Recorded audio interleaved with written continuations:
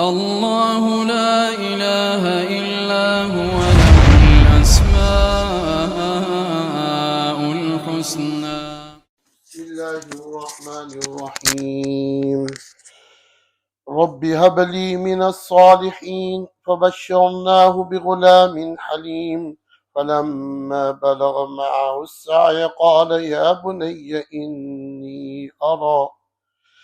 إني أرى في المنام أني أذبحك فانظر ماذا ترى قال يا أبت افعل ما تؤمر ستجدني إن شاء الله من الصابرين فلما أسلما وتله للجبين وناديناه أن يا إبراهيم قد صدقت الرؤيا إنا كذلك نجزي المحسنين إن هذا لهو البلاء المبين وفديناه بذبح عظيم وتركنا عليه في الآخرين سلام على إبراهيم كذلك نجزي المحسنين إنه من عبادنا المؤمنين وبشرناه بإسحاق نبيا من الصالحين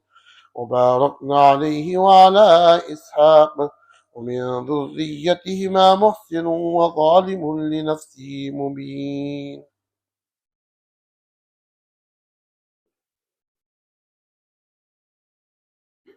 I started a topic on Qurbani and Udhiyah. Last week, in the previous Jummah, I explained the Qurbani and the sacrifice of Qabil and Habil. And the conclusion of that was that Habil's sacrifice was accepted because his intention was good, niyat achhi thi. And also the sacrifice he gave, it was good quality. So Allah subhanahu wa ta'ala accepted that. So last week conclusion was that we sacrifice the best animal with good intention and according to our ability, the best quality. That was the conclusion of the half an hour speech. Today, I'm going to try to cover as much as I could. Rasulullah sallallahu alaihi wasallam was asked by the Sahaba Ridwanullahi ta'ala ajmain, Ma hadhihi al-adahi. What is this Qurbani and this sacrifice we do every year, Ya Rasulullah sallallahu alaihi wasallam? What is the history behind this? And what is the reason we do this? Because as I said before too, and I say again too, that when Rasulullah sallallahu alaihi wasallam migrated to Madinatul Munawwara, every year Rasulullah sallallahu alaihi wasallam used to sacrifice 2 animals. One for himself, one for the whole ummah. This was the sunnah of Rasulullah sallallahu alaihi wasallam every year. Now the Sahabas asked Rasulullah sallallahu alaihi wasallam, what is this Qurbani and the sacrifice we do? Rasulullah sallallahu alaihi wasallam says, Sunnatu abikum Ibrahim. This is the Tariq, a sunnah, a path of your father Ibrahim alayhi salatu wassalam. So Rasulullah sallallahu alaihi wasallam indicated that the base of this Qurbani we do every year is a link to to Ibrahim alayhi salatu wassalam.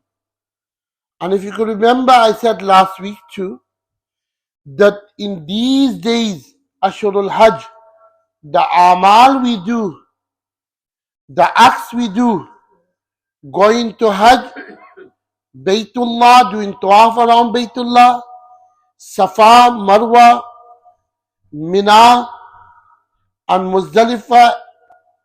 All of these amal, the running between the Safa Marwa, is all linked with the family of Ibrahim alayhi salatu wassalam.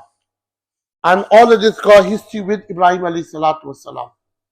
So that is the conclusion.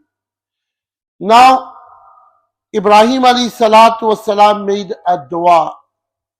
Ibrahim alayhi salatu wassalam had no children in the beginning.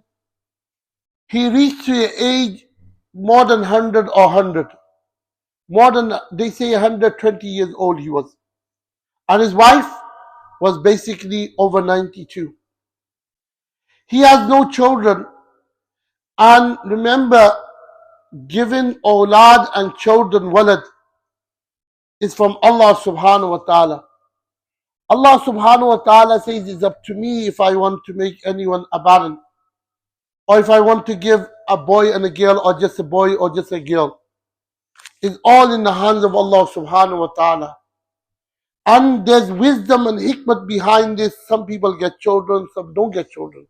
Some get a lot of children, some get just boys, some just get girls. There's wisdom. Allah subhanahu wa ta'ala knows better. Sometimes people are gifted with children after a few years. In the end, like Ibrahim alayhi salatu wasalam, knows closer to Allah subhanahu wa ta'ala more than Anbiya alayhi salatu wasalam. If Allah subhanahu wa ta'ala gives Ibrahim alayhi salatu wasalam a child after 100 years, or when he reaches the age of 100, so he can gift it to anyone else he wants to, whatever age he wants to. So never lose hope from Allah subhanahu wa ta'ala. Shukr on every halat and every situation. Ibrahim alayhi salatu wasalam says, Rabbi habali min as-salihin. Oh Allah subhanahu wa ta'ala, grant me a child. But he doesn't just ask for a child. And this is the sunnah of Anbiya alayhi salatu wasalam. Zakaria alayhi salatu wasalam done the same. They're asking for a child which is pious. So this is the indication, a teaching to us. Whenever we ask for children, don't just ask for children that I want a child, a boy and a girl. Ask for a child that is pious. That if we have children, a lot of children, but they are not pious, and they are ignorant and not obedient to us, that is a burden on us. So this is what is Allah subhanahu. That's a torture. This is a torture if we have children which are not pious. That's why Ibrahim alayhi salatu wasalam says, Rabbi habali min as-salihin. Allah subhanahu wa ta'ala, give me children, but they're amongst from the people who are pious and they're pious. So all is asked for pious children. This is one sabak. There's a lot of asbaq here, but one lesson. فَبَشَّرْنَا بِغُلَامٍ حَلِيمٍ. Allah subhanahu wa ta'ala gives them a glad tiding. How did the glad tiding come? That's the story itself. But I just want to go through this quickly. Allah subhanahu wa ta'ala gives him glad tiding that I will grant you a child which is Halim, is full of patience. So he will have a lot of patience. And his name will be, inshallah, Ismail alayhi salatu wasalam. فَلَمَّا بَلَغَ مَعَهُ السَّعْيَ. Now, this is the child that he begged Allah subhanahu wa ta'ala. This is the child that he wanted from Allah subhanahu wa ta'ala. This is one child that he's been granted after more than 100 years. And when he reached to the age of ma'u sa'ya as-sa'ya, sa'ya means he reached to that age that he can run around and do things. Run around and do things. In that age, a child is more beloved. It's beloved from the beginning, but it gets more beloved. They can run around and do things. So ulama has written, Mufassirin has written, that was the age of 7, Mumayyiz age. So Ibrahim alayhi salatu wasalam sees a dream. And remember the dream, I've said this several times, the dream of Anbiya alayhi salatu wasalam is wahi, is revelation. A normal person, anyone beside the Anbiya alayhi salatu wasalam sees a dream, that's not a wahi, that's not a revelation. He doesn't have to, he's not allowed to act on it unless it's according to Shariat Mutahara.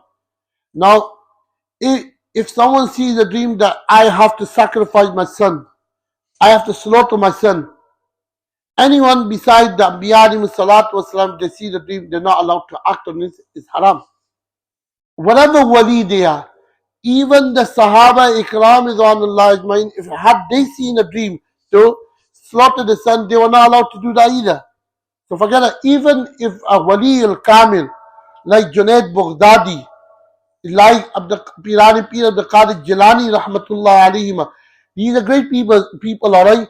If they see a dream, had they seen a dream that they have to slaughter the son, they were not allowed to act on it either. It's haram for them to act on it.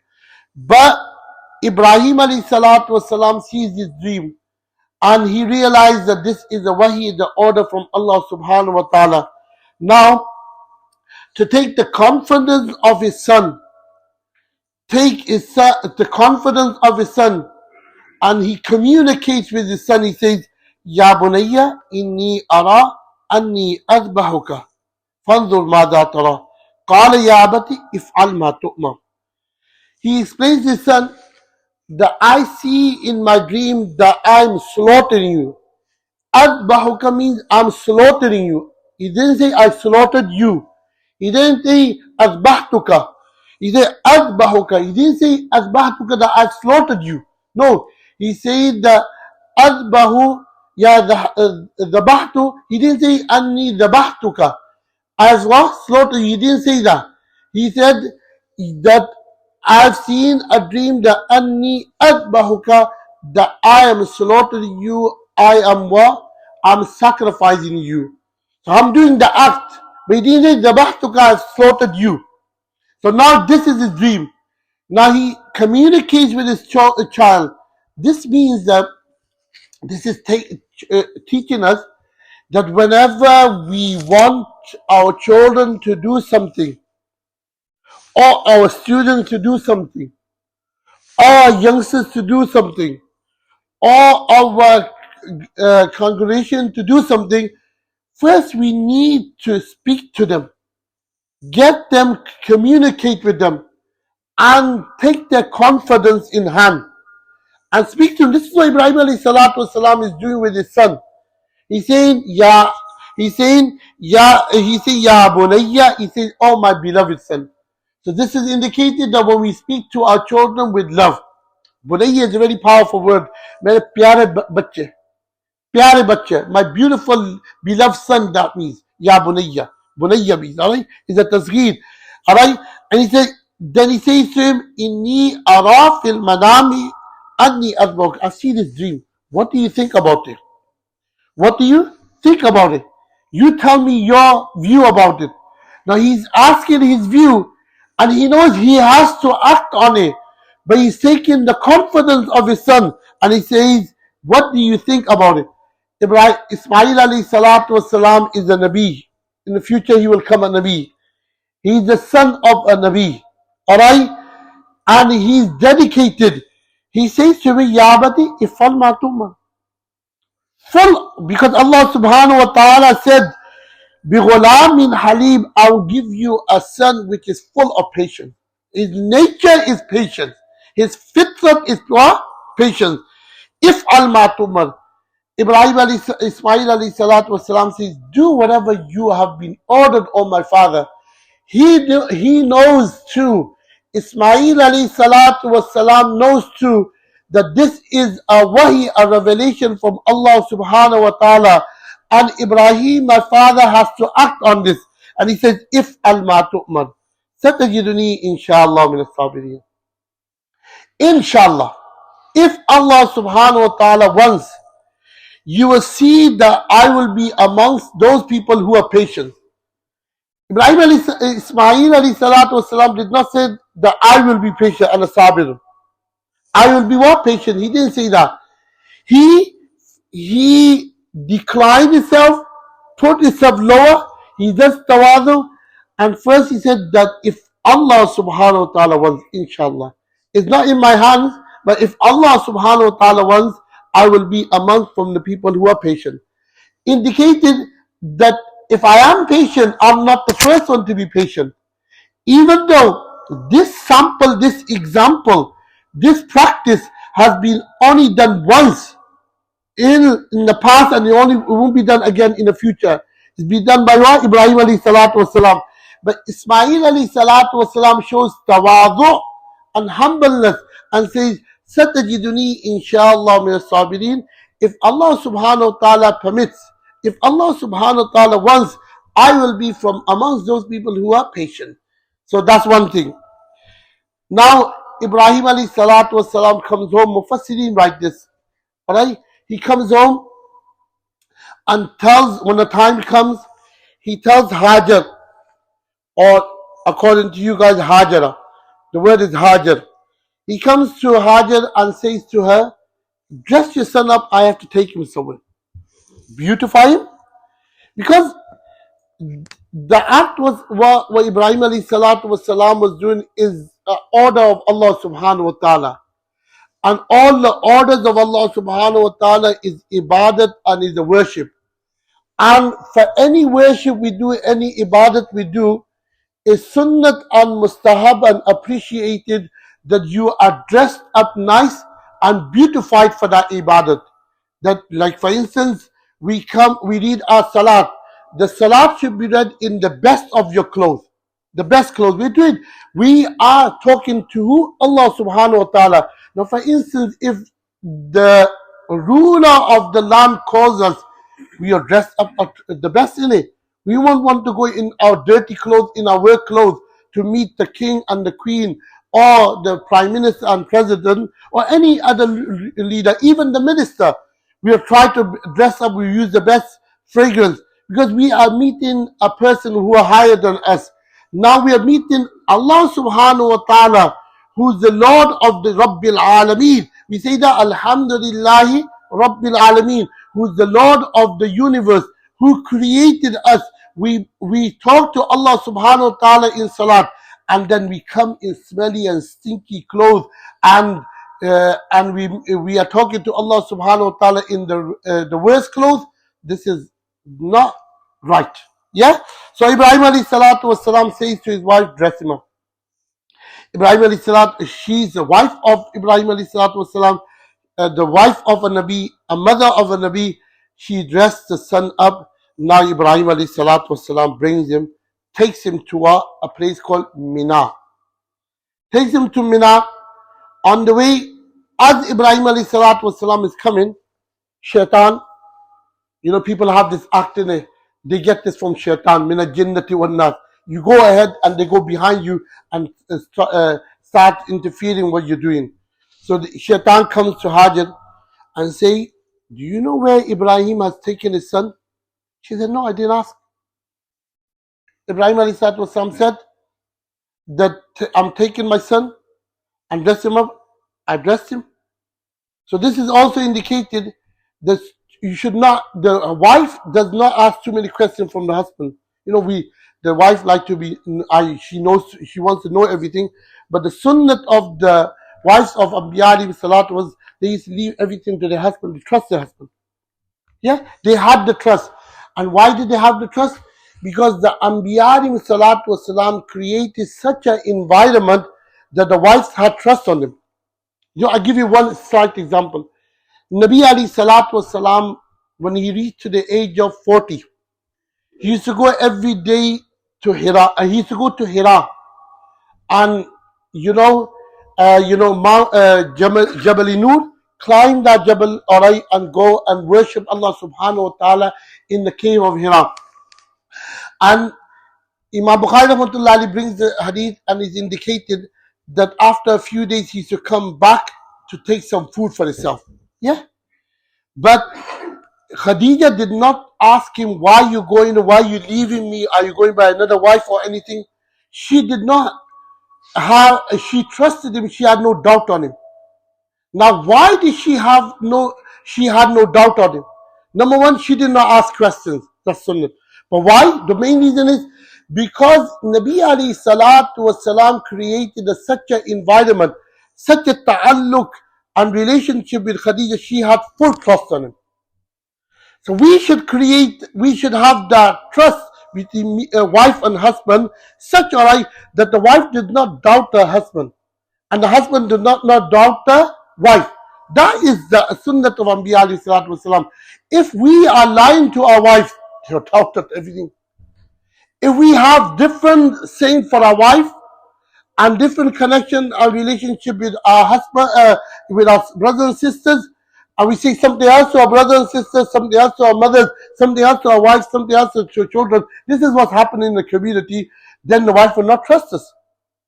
The trust has to be created. So Hajar says that Shaitan comes to Hajar and say that your husband has taken your son to slaughter him, to slay him. She said, that cannot happen. He's a Nabi of Allah subhanahu wa ta'ala, and killing and murdering someone is haram. My husband will never do that, and especially when Allah subhanahu wa ta'ala has granted him with a son after years. A clota beta, one son, after years. How could he do that? Shaitan tried to convince her, but she was not ready to budge. She was not ready to accept. And then suddenly it slipped out of the tongue of Shaitan. He said, Allah has ordered him. His Lord and Rabb has ordered him.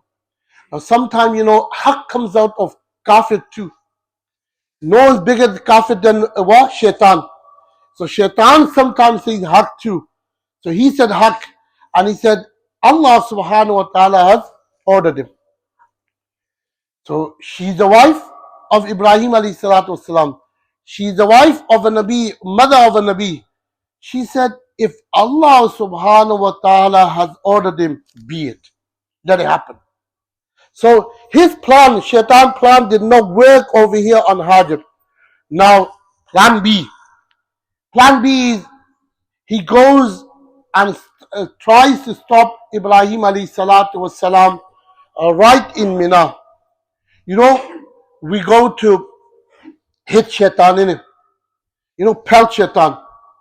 In that place, alright, we pelt the Jamara Aqaba, Wusta, and Surah, all of them in it. This is where Shaitan came first in the form of a huge thing. And he came in the form of a huge thing, alright, and he tried to stop Ibrahim alayhi salatu wasalam from going ahead to sacrifice his son. He comes in the form of a huge thing. Ibrahim alayhi salatu wasalam recognizes him, that's Shaitan. He takes a few pebbles and stones him 7 times. Shaitan disappears. He tries again, plan C. Alright, in the middle, and Ibrahim alayhi salatu wasalam hits him again, and the 3rd time. He does that 3 times, alright, and he did not succeed at all. Quran says that Ibrahim alayhi salatu wasalam brings his son, فَلَمَّا أَسْلَمَا وَتَلَّوْا لِلْجَبِينِ, and placed him, وَتَلَّوْا لِلْجَبِينِ means placed him upside down, so he cannot see his beloved face of his son, and starts the act of sacrificing, starts the act of slaughtering him. Now, Ibrahim alayhi salatu wasalam is ordered to do the act of moving the knife. The knife is ordered by Allah subhanahu wa ta'ala not to cut. So everything is ordered. Like fire is normally there to burn. When Ibrahim alayhi salatu wasalam was thrown in the fire, Allah subhanahu wa ta'ala said to the fire, قُلْنَا يَا نَارُ كُونِي بَرْدًا وَسَلَامًا عَلَى إِبْرَاهِيمَ. Ya naru, kuni, bardan, O fire, come cool, wasalaman, but not too cold. That my beloved Ibrahim alayhi salat, my Khalil, get burned or get too cold. Make the beloved, make it nice and cool. So Ibrahim alayhi, so he's doing that, but he's not cutting. He's trying his best, not cutting. He's doing whatever Allah subhanahu wa ta'ala told him to. Anni azbahuka, that I'm doing the act. But the knife is not ordered to cut. So not cutting. He's trying his best. Allah subhanahu wa ta'ala sends Jibreel alayhi salatu wasalam with the sheep. And he says, Now he wants Ibrahim alayhi salatu wasalam to stop that. He says, Allahu Akbar, Allahu Akbar. He says, Allahu Akbar, Allahu Akbar. Ibrahim alayhi salatu wasalam says, La ilaha illallah, Allahu Akbar. Ibrahim alayhi salatu wasalam says, La ilaha illallah, Allahu Akbar. Ismail alayhi salatu wasalam says, Allahu Akbar walillahi alhamd. Allahu Akbar walillahi alhamd. This is the takbirat tashriq we read for 5 days. This is where they come from. This is the what you call the history of this. So anyway, Ibrahim alayhi salatu wasalam was brought with a sheep, then he sacrificed the sheep. And this is what Rasulullah sallallahu alaihi wasallam used to do every year. This is how the Qurbani starts. The amal of Qurbani is wajib, is compulsory. Just 2-3 masails. I won't have a chance to speak on this because I'm going away, inshallah. So, Qurbani is wajib. Every person has to do Qurbani itself. So, in one sheep is 1 portion. In 1 cow is 7 portions. 7 portions in 1 cow. In 1 camel is 7 portions. In 1 jamus, buffalo is 7 portions. Yeah? You're not allowed to do any deers, anything. You're allowed to do goats. The age of the goat has to be 1 year. The age of a sheep has to be 1 year or 6 months looking big. Yeah? And the age of a cow or the calf has to be at least 2 years. The age of a Zaman, of a camel, has to be 5 years old. And I say this repeatedly because some people ask in the same question, could we do 1 sheep for the whole family? No, that's not allowed. Yeah? Could we do these questions that normally ask? Could we do for the people who are passed away? Yes, you could do. Like if I want to do for my father, if I want to do for Rasulullah sallallahu alaihi wasallam, I can do it. It's a sacrifice. I can do it on their behalf, and so they can get the reward for it. And the other question normally asked, I'll shorten my slot, don't worry. The other question normally asked is, shouldn't we give money instead of sacrificing the cow or the sheep? We should send it to Palestine. No, the rule is there were poor people, needed people at the time of Rasulullah sallallahu alaihi wasallam and Sahabas, but they did not do that because this is the act. Iraq with them, spilling the blood is the act from the sunnah of Rasulullah sallallahu alaihi wasallam. If someone gives the money of a sheep, like 200 pounds, and give it to any poor people, their Qurbani is not done. They have to do what Iraq with them to fulfill the sunnah of Rasulullah sallallahu alaihi wasallam. So this is a simple amal act. So intellect, or I put that in the pocket, use what Rasulullah sallallahu alaihi wasallam. You know, wahi, the order of Rasulullah sallallahu alaihi wasallam is there to act on. So act on what Rasulullah sallallahu alaihi wasallam says. Don't use your intellect against the order of Allah and Rasulullah sallallahu alaihi wasallam. This will deviate you, and you can sometimes come kafir on that. So it's very dangerous. So act on what the ulamas and shuyukh teach you on this condition. Now I say this nowadays, alright, Sheikh Google has got a lot of nur, alright. So people go on Sheikh Google, alright, and follow that. That is a fighting cabinet, whatever people have said, alright. Follow the people who have studied for years from their teachers. Follow their teaching. Don't follow everything, anyone who are eloquent on TV or Sheikh Google. So these are the last things I want to say. And one more thing I want to say, that we have started another Jummah, late Jummah, for those people who cannot make for these first Jummahs. So that will take place 4:15. 4:15. The khutbah starts 4:15. And the salat is done, basically the khutbahs are sharai, the condition. After that, salat will be done. So this will carry on until further notice, inshallah ta'ala. We will try to continue this every summer, inshallah ta'ala. So that's the second Jummah, 4:15, and the first Jummah, normally which the khutbah starts on 1:35. Wa akhir da'wana alhamdulillah. الله لا إله إلا هو